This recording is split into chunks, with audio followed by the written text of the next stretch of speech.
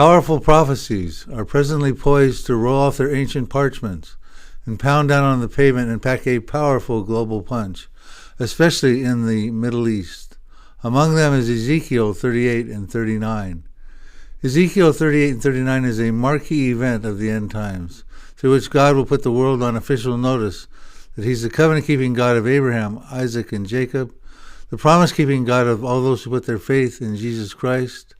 Through Ezekiel 38 and 39, God is going to make his holy name known.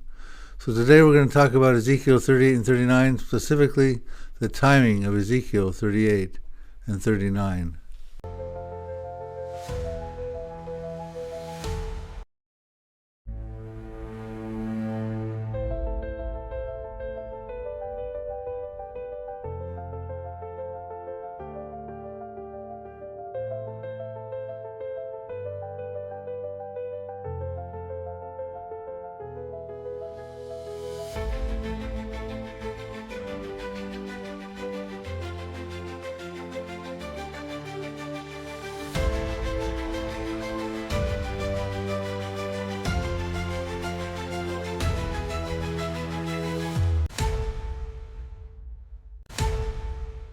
When it comes to the timing of Ezekiel 38 and 39, there are diverse opinions about that. Some, like myself, put it before the 7-year tribulation, while others connect it to Armageddon during the tribulation period. So today we're going to look at some specific details to see if we can pinpoint with a fair degree of certainty the timing of Ezekiel 38 and 39. Approximately 2,500 years ago, Ezekiel chapter 38, 1 through 6, identified a coalition that at some future point would come to invade Israel for plunder and for booty. You see on the map there, identified by their ancient names, the belligerents that will be in this coalition. You have Magog, Gomer, Meshech, Togarmah, Tubal, Put, Libya, Cush, and Persia. The modern-day equivalents of these populations, the general consensus is it would include Russia, probably some of the southern steppes of Russia, those countries there. Turkey's definitely in there, Iran, Ethiopia, Sudan, Somalia, Libya, Algeria, perhaps Morocco, Tunisia. Some even suggest Germany may be part of this coalition. It's important to note, though, they form an outer ring of countries that don't share common borders with Israel. And none of these countries have ever been Israel's notorious enemies. And it does not include the notorious enemies of Israel from time immemorial and even in modern day. There's no Lebanon, Syria, Iraq, Jordan, Saudi Arabia, Egypt, etc. So it's important to notice that as we go forward with this study. So when it comes to the timing of Ezekiel 38, there's one thing we can know with absolute certainty, is that it will happen in the latter years. We're told that in Ezekiel 38, verse 8, which says, "After many days you will be visited in the latter years. You will come into the land of those brought back from the sword, and gathered from many people on the mountains of Israel, which had long been desolate. They were brought out of the nations, and now all of them dwell safely." So the world hourglass made its final spin on May 14th, 1948, when Israel became a nation and the Jews started to flock back into their homeland. That's when the end times time clock started ticking. More confirmation of that comes from verse 16, which tells us, "You will come up against my people Israel, like a cloud to cover the land. It will be in the latter days that I will bring you against my land, so that the nations may know me when I am hallowed in you, O Gog, before their eyes." So that we clearly see that it happens in the latter years or latter days. Similarly, another theme that's brought out in verse 16 is that God is going to be hallowed in this event, and we'll talk more about that because it will help us understand the timing. We'll talk a little bit more about that shortly in another verse. So we've established that the prophecy will find fulfillment in the latter years, and that we are actually living in those latter years presently. It looks from world events like this prophecy could find fulfillment in the very near future. Russia, Turkey, and Iran have been growing their relationship stronger ever since the Syrian Revolution. They met on numerous occasions to discuss their national interests in the reformation of Syria after that revolution has happened. So we see that this prophecy seems to be setting up to happen in the near future.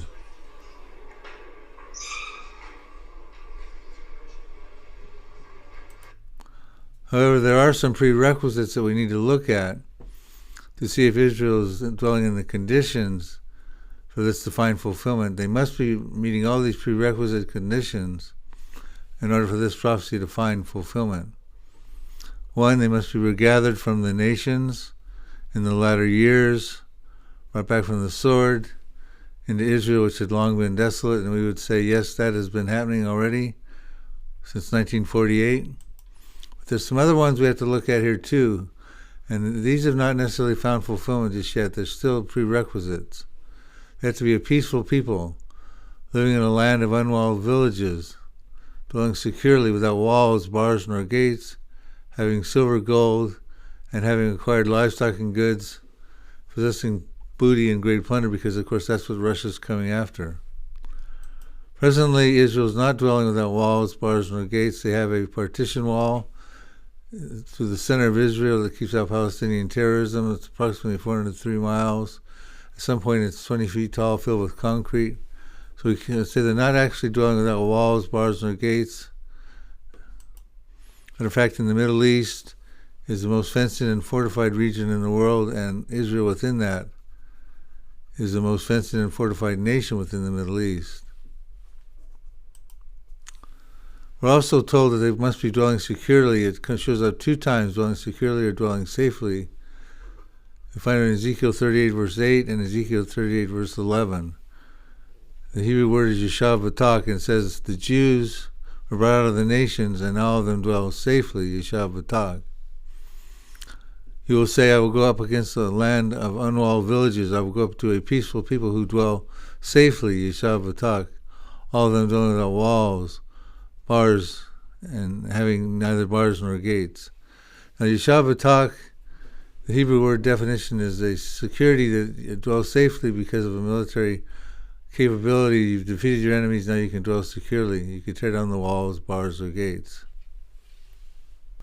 So now let's turn back the pages in Ezekiel 38 to chapter 28, 10 chapters prior, to find out why Israel is not dwelling securely and when Israel will dwell securely. We're told in Ezekiel 28 verse 24 why they're not dwelling securely is because, and there's a pricking briar or a painful thorn, Ezekiel says, all around them. Here's what it says, and there shall no longer be a pricking briar or a painful thorn for the house of Israel from among all who are around them, who despise them. Then they shall know that I am the Lord God. And you see that there's a map up there of those around them who despise them. They actually are part of a Psalm 83 prophecy we'll talk about briefly in a moment. But they serve as a pricking briar or a painful thorn. That's why Israel can't dwell securely. Verses 25 and 26 tells us when they will be able to dwell securely, when that pricking briar and painful thorn will be taken care of. And here's what it says in Ezekiel 28 verses 25 and 26. Thus says the Lord God, when I have gathered the house of Israel from the peoples among whom they are scattered, and am hallowed in them in the sight of the Gentiles, then they will dwell in their own land, which I gave to my servant Jacob, and they will dwell safely, Yeshav-Batak. They'll build houses and plant vineyards. Yes, they will dwell securely. But when I have executed judgments on all those around them who despise them, then they shall know that I am the Lord their God. So this is why they can't dwell securely. They've got a pricking briar and painful thorn around about them. Ultimately, they will be a vineyard planting, home building, state building nation, but judgments have to be executed upon those around them who despise them before that can happen. So let's take a closer look at that pricking briar and painful thorn round about Israel, those enemies who despise Israel that will need judgments executed upon them before Israel can dwell securely, before Ezekiel 38 can find fulfillment. They form an inner circle of countries. You see them up there called Lebanon, Syria, of course Hezbollah is in Lebanon, Iraq, Jordan. The Palestinians would be included, Saudi Arabia, Egypt, the Gaza area where the Hamas are. They're all part of another prophecy in Psalm 83, the Psalm 83 Confederacy. They form an inner circle of countries, not like the outer ring of Ezekiel 38. These are inner circle that share common borders with Israel. Written about 3,000 years ago, Asaph the psalmist tells us that by their ancient names, you see on this map superimposed upon their modern day equivalents, and Edomites and Ammonites and Moabites, etc., That's who they identified back 3,000 years ago. But you saw the list of who they are today. They are the pricking briar and painful thorn round about Israel. Now, Psalm 83 tells us in verse 4 the motive of this confederacy. It says, they have said, come and let us cut them off from being a nation, that the name of Israel may be remembered no more. Their goal is they want to take for themselves the pastures of God, we're told in verse 12, for their possession, Psalm 83, verse 12. So that in today's scenario, they don't want a two-state solution. They want a one-state solution without the Jews. They want another Arab state called Palestine, if this is a modern-day prophecy, which I believe it is for our time. Ultimately, they're going to make a final siege on Judah and Jerusalem, this pricking briar and painful thorn round about Israel. We're told in Zechariah 12, verse 2, behold, I will make Jerusalem a cup of trembling unto all the people round about, and they shall be in the siege both against Judah and against Jerusalem. So they're going to make a final attempt to take over Judah and Jerusalem and a final siege, the nations round about. Not the nations at large, to be clear about that. Every translation tells us like it's either surrounding peoples, New King James, peoples round about, American Standard, surrounding nations, NET, surrounding peoples, nearby nations. Clearly we're talking about the pricking briar and painful thorn that shares common borders with Israel, the enemies of Israel from time immemorial that fought against them in 1948, 1967, 1973, and currently the wars with Hezbollah and Hamas, etc. It's those peoples round about. I've actually written an article you can get at prophecydepot.com on this Zechariah 12 called The War Before Armageddon. I invite you to read that article to get a clearer understanding on Zechariah 12, and the final conclusion of the Arab-Israeli conflict is spelled out. And here's how it will conclude according to verse 6 in Zechariah 12. God's going to empower the Israeli defense forces to defeat that enemies around them. This will be the judgments executed upon them. The tool will be the Israeli defense forces. We're told in that day that they make that final siege on Judah and Jerusalem, I, the Lord, will make the governors of Judah, read that as the captains of the Israeli defense forces, of Judah like a firepan in the woodpile, and like a fiery torch in the sheaves, and they shall devour all the surrounding peoples on the right hand and on the left, but Jerusalem shall be inhabited again in her own place. So that's how the Arab-Israeli conflict is going to conclude. That's how the pricking briar and painful thorn will be eliminated. That's when Israel can become a safe-dwelling, home-building, vineyard-planting nation. And that's when Ezekiel 38 can happen. You see on the right hand and on the left hand, they will be devoured, according to Zechariah 12, verse 6. So when it comes to the Israeli Defense Forces, the IDF being used as a tool by the Lord in biblical prophecy, they're involved in several prophecies you can see here on this screenshot you got. The Israeli Defense Forces are involved with versus Iran, although they're not specifically identified in the prophecy. That's in Jeremiah chapter 49, verses 34 through 39, the prophecy of Elam. They're likely going to be involved in that, but they are identified clearly versus Syria, number 2. You see the supporting scriptures there on the right side with each one. Versus the Gaza, where the Hamas are. The Palestinians, IDF versus Lebanon, where the Hezbollah are. IDF versus Jordan. IDF versus Egypt, Saudi Arabia. And we just read Zechariah 12:6, all the hostile neighbors, the pricking briar and painful thorn. Now I identify these as pre-tribulation prophecies for the following reason. When you understand the tribulation period, in the first 3.5 years of the tribulation, Israel is not fighting any wars. They're living in a condition of peace.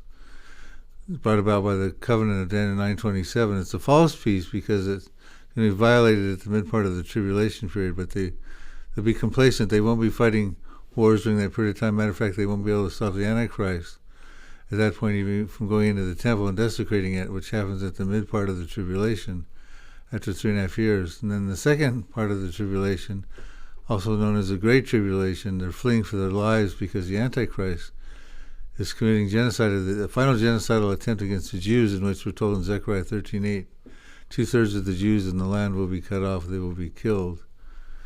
So it's important to note that the Israeli Defense Forces is involved in the pre-tribulation wars. They're not fighting in the tribulation. So we find out that the Israeli Defense Forces in Psalm 83 and the related prophecies are involved in the pre-tribulation, but it's Ezekiel 38 involved in a pre-tribulation time frame as well. It's not the same prophecy as Psalm 83, so you have to make the distinction here.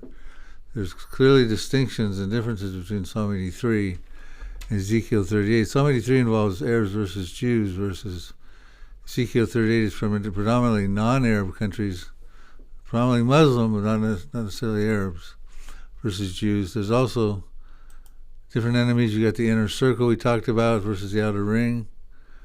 The goal of Psalm 83 is to take the land, the promised land, for possession. That's not the same goal as Ezekiel 38. They want to take plunder and booty. The different defeats, the Israeli defense forces are the tool used, as we just discussed, to defeat the Arab foes. But the Lord supernaturally, we'll look at this shortly, defeats the Ezekiel 38 invaders.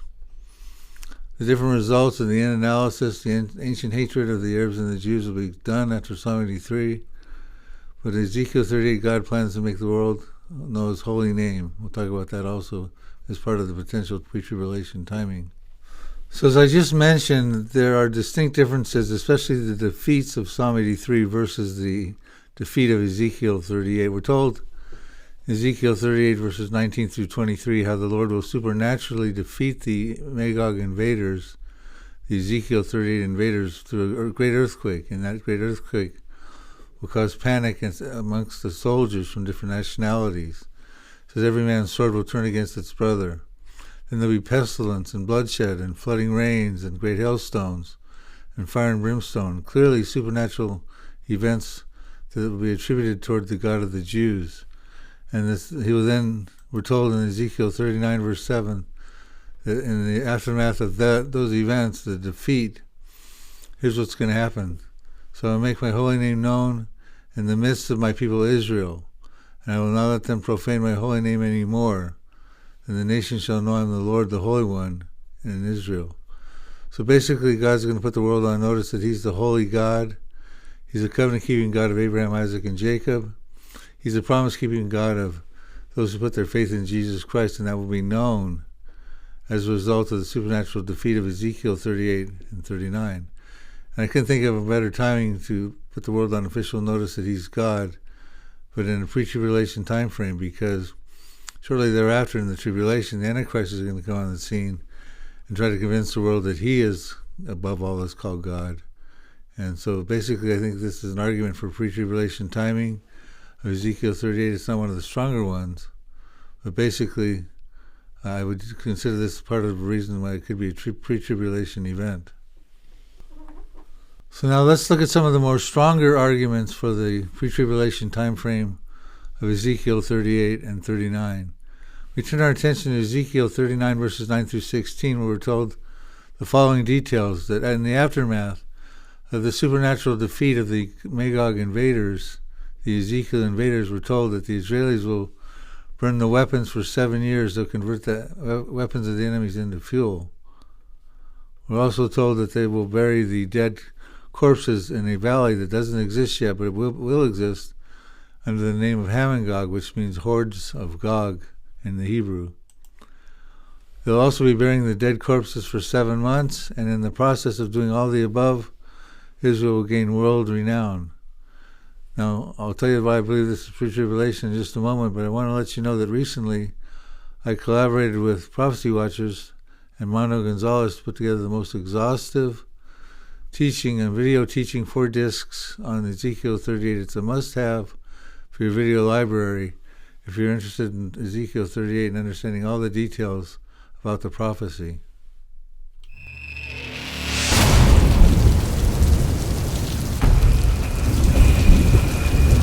The world is about to receive a shocking wake-up call.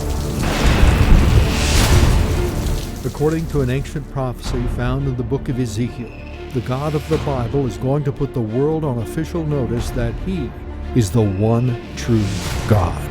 The prophet writes, "And in that day I will make my holy name known in the midst of my people Israel.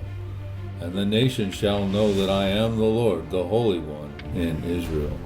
Ezekiel foretells that in the last days, Russia, Turkey, Iran, and 6 other member nations will invade Israel from the far parts of the north. They are coming down to conquer Israel and take over its plunder and great booty. But the Lord, not America nor the Israeli Defense Forces, but the Lord, stops these invaders supernaturally with a great earthquake, pestilence and bloodshed, flooding rains, great hailstones, and fire and brimstone. Ezekiel chapters 38 and 39 provide every aspect of this foretold event. The stage is set, the prophecy is ready to happen, and now you can discover every detail and prepare yourself for this soon coming, powerful event. Now available, one of the most comprehensive videos ever produced on this topic, a 3-disc DVD produced by Prophecy Watchers TV, featuring Bill Salus and Mondo Gonzalez. This timely DVD is entitled Ezekiel 38, When God Defends Israel, the Coming Russian-Iranian-Led Invasion of the Promised Land, and it explains every facet of the Ezekiel 38 and 39 foretellings. You will discover the coming greater and safer Israel that someday dwells securely without walls, bars, or gates, the timing, setting, and location of the Russian-Iranian-led invasion, the identity of the invaders, the motives of these attackers, the supernatural victory by the Lord, and the aftermath period when Israel buries the dead armies and converts their weapons into energy. You will learn all this and much, much more from the Ezekiel 38 When God Defends Israel 3-disc DVD. This is by far the most exhaustive video ever produced on Ezekiel 38 and 39. You need to prepare yourself and your family for these powerful end-time events that are coming. And that's exactly what the Ezekiel 38 When God Defends Israel DVD will help you do. Pick up your copy of this powerful DVD today.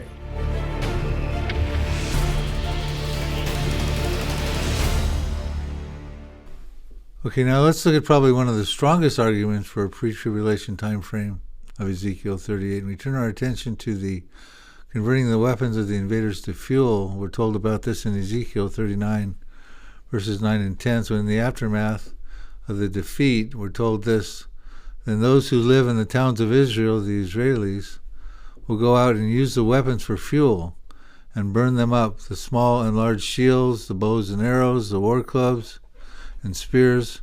For 7 years they will use them for fuel.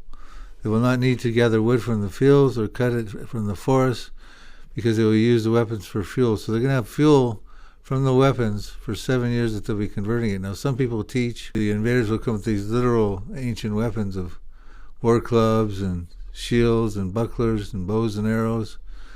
They suggest that during the judgments in the tribulation, the cataclysmic judgments of the bowls, for instance, that the modern-day weaponry will be eliminated. But I don't think that's the case. It's not likely. Besides, you wouldn't need 7 years to convert bows and arrows into fuel. You could do that probably just a few months.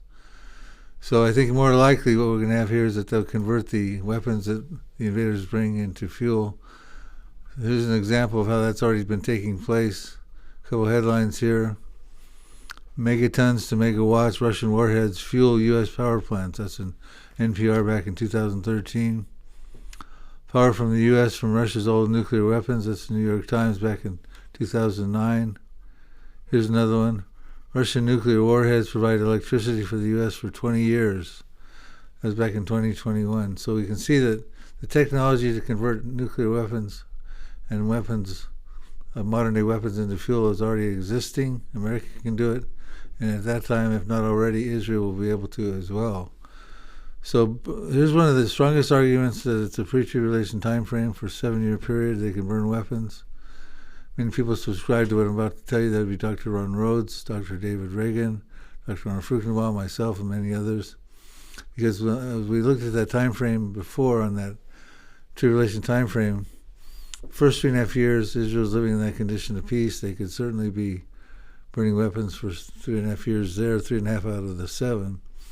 But remember, in the mid part of the tribulation, the Antichrist goes in and starts his genocidal campaign of the Jews, and they're going to flee for their going to exile. And if anything, they'll use a weapon to defend themselves, but they won't be in a position to convert the weapons into fuel. So that you could have the general consensus would be that the conclusion of the Ezekiel 38 battle could be 3.5 years before the tribulation. They could be first half of the 7 years, 3.5 years before, and then 3.5 years within the first part of the tribulation for the 7-year time frame. So that makes a lot of sense if you look at it that way, because they wouldn't be burning the weapons in the second half of the tribulation. It's important to note also that in the aftermath of the Ezekiel 38 defeat, supernatural defeat, while the Israelis are burning the weapons, converting them to fuel for 7 years, and bringing the dead for 7 months, that they'll be getting world renown. We're told that in Ezekiel 39 verses 9 and 10. This would not be the case in the second half of the tribulation, when they're fleeing for their lives and heading for exile. Matter of fact, most of the world at that point will be supporting the Antichrist in his genocidal campaign against the Jews. So that would also argue for a pre-tribulation timing of Ezekiel 38. So we've looked at the stage setting for Ezekiel 38. It's coming near. We see that the Russian, Turkey, Iranian relationships are stronger than ever. We see there's some preconditions, but the Israeli Defense Forces are emerging to become a tool to be used by the Lord to defeat the Arab foes. We also looked at the burning of the weapons, that the technology exists already to convert modern-day weapons into fuel. So we see that although there's some prerequisite conditions that need to be fulfilled, that pricking briar and painful thorn needs to be eliminated by the IDF. We also see that this Ezekiel 38 is stage setting for nearby fulfillment. But there's another clue we need to look at here too also in the aftermath of the defeat. We're told that there'll be a sacrificial meal, and we're told Ezekiel 39:17 the following. I find this fascinating. Speak to every sort of bird and to every beast of the field. Assemble yourselves and come. Gather together from all sides to my sacrificial meal, which I am sacrificing for you. A great sacrificial meal on the mountains of Israel, that you may eat the flesh and drink the blood. So it's interesting that in the aftermath, the sacrificial meal, and the birds ought to flock to there to be partake of it, which means they have to already be there when this happens. They can't be, migrating from Canada or somewhere like that. That would take weeks at a time. They've already got to be there. Well, guess what? They already are there. Here's some headlines you might find interesting. May 2019 in May, Times of Israel. Egyptian vultures return to Carmel Mountains after 60 years. May of 2021, Times of Israel. Vultures thought extinct from Israel for 30 years, spotted twice in a month. January 2017, Jerusalem Post. Israeli vulture population is on the rise. 2007, Haaretz News. The Iraqi birds that made Aliyah. Times of Israel, 2016. Why Israel is a pilgrimage site for birds. January 2017, Haaretz says Israel's 500 million birds, the world's eighth wonder. And here's one that's relatively recently, 2022. Bird experts. Mass migration poses scary flight safety risks at Ben Gurion Airport. So we see another reason why this Ezekiel 38 and 39 in stage setting is getting very near. Even the birds are already existing over there for the sacrificial meal. Okay, we've spent time now looking at why it's highly likely that Ezekiel 38 and 39 will be a pre-tribulation event, but now let's take some time to look at why it's unlikely to be part of a tribulation event, especially an Armageddon event. We'll start with the first half of the tribulation. The tribulation starts, according to Daniel 9:27, we have this covenant that's confirmed by the Antichrist, with Israel's involved as one of the signatories, and this is what starts the 7-year tribulation period. Daniel's 70th week, also known as. And we're told that the Antichrist will confirm a covenant with many for 1 week. But in the middle of the week he shall bring an end to sacrifice and offering. On the wing of abomination shall be one who makes desolate, even until the consummation which is determined is poured out on the desolate. In other words, there's going to be sacrifices and offerings going on in the Jewish temple at that time, a tribulation temple. They'll stop at the mid part of the tribulation. But in the first half of the tribulation, they're doing sacrifices and offerings and temple worship. Further support of that is in Revelation chapter 11, verses 1 and 2. We're told that after the confirmation of the false covenant, John was given a reed like a measuring rod, and the angel stood saying, "Rise and measure the temple of God, the altar and those who worship there, that would be the Jews, but leave out the outer court, which is outside the temple, and do not measure it, for it has been given to the Gentiles. I believe that would be the harlot world religion existing at that time, not the Arabs, because they would be defeated in Zechariah 12, as we talked about. The pricking briar, painful thorn will be eliminated. But the harlot world religion will be one to trot over Jerusalem for 3.5 years, first half of the tribulation, 42 months. So we see that what's going on in the first half of the tribulation, we don't have any hints here right now at this point, or clues that Israel is going to be involved in Ezekiel 38 invasion. The Russians are going to be coming down from the uttermost parts of the north with its hordes to invade Israel. Israel is going to be seemingly doing temple worship. The Gentiles will be trotting through Jerusalem. There's other things going on in the first half of the tribulation that give us no clues or hints that the Magog invasion is going to take place in the first half. Israel will probably be burying the Magog invaders for 7 months, converting the weapons to fuel for 7 years. There'll be signs and lying wonders. The harlot world religion of Mystery Babylon, Revelation 17, will be emerging. Should be reigning at that time. There'll be 144,000 Hebrew evangelists in Revelation chapter 7. Worldwide Christian revival in Revelation chapter 7 also. Christian martyrdom by the harlot, we're told in Revelation 17:6 that she's drunk with the blood of the saints and the martyrs of Jesus. There'll be the third Jewish temple we talked about. The two witnesses will be prophesying in Jerusalem at that time. There'll be some of the seal judgments, the trumpet judgments, some of them. The unholy harlot and Antichrist alliance will be, it says the harlot is involved with the rides the beast, we're told in Revelation 17, the Antichrist. The 10 kings will emerge again. There's no real clue or hint that there's going to be a Magog invasion in the first half of the tribulation. Okay, so now that we've uncovered the fact that there's no real hints or clues that Ezekiel 38 would happen during the first half of the tribulation, but what about the Armageddon campaign? What about the second half of the tribulation? Recently I wrote an article called Are Ezekiel 38 and 39 in Armageddon? And you can access that at prophecydepot.com. I'll read the second paragraph to start this off. Although it's a minority view, there are a number of respected Bible teachers who teach the war in Ezekiel 38, 39, Zechariah 14, and Revelation 19 are part of the same war that takes place as a part of Armageddon. If they are correct, there arise a few potential problems according to the biblical text, and I'll go through what I believe those potential problems are in this segment here. So let's look at Zechariah 14 and get a clear understanding of what the Armageddon campaign starts off with. It says, Behold, the day of the Lord is coming, and your spoil will be divided in your midst, for I will gather all the nations to battle against Jerusalem. The city shall be taken, the houses rifled, and the women ravished. Half of the city shall go into captivity, but the remnant of the people shall not be cut off from the city. Then the Lord will go forth and fight against those nations as he fights in the day of the battle. So basically what we have here is a successful siege on Jerusalem. Unlike Zechariah 12, the siege by the Arabs against Judah and Jerusalem, that was unsuccessful. This is highly successful.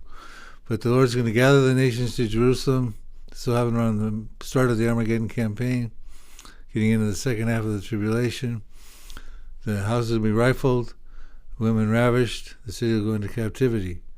So now let's look at some of the potential problems as we try to juxtapose the Magog invasion of Ezekiel 38 into the Armageddon campaign of Zechariah 14. The article, I point out the following, connecting Zechariah 14 with these problems. So when the people of Israel are living in peace, which would be Ezekiel 38 verse 14, all the nations of the earth's army, Zechariah 14:2 we just read, led by Russia, Turkey, Iran, and the rest of the Magog invaders, identified in Ezekiel 38 verses 2 through 6, they will attack Jerusalem and Israel, Ezekiel 38:15 through 16, and Zechariah 14:2, if this is part of the same campaign. When this battle happens, God will be extremely angered, and we are told his fury will show in his face, Ezekiel 38 verses 18 through 19. So God's furious when this happens. So how will God unleash his blazing anger toward the armies on the day that they invade Israel and attack the city of Jerusalem? Shockingly, he will gather all the remaining armies They're separate from the already invading Magog nations, and bring them to attack Jerusalem to successfully capture the holy city of Jerusalem. These additional armies are headed by the beast, according to Revelation 19:19, the Antichrist. Then the Lord allots some time for the armies to loot houses and rape women in Jerusalem. The Lord also allows armies some more time to take half the population of Jerusalem and send them into exile. Then after all this heinous and despicable behavior, the Lord finally decides enough already and deploys Jesus Christ to single-handedly go out to fight against those nations. Does that make any sense, really, if you think about it? That the Lord he's furious, he's angry, he's going to gather the armies of the world to come into Jerusalem, ransack the houses, take the city captive, half the city captive, and ravish the women. And that'd make God out to be a monster. No, that's not what happens. We're told what happens in his fury. He unleashes it in that day.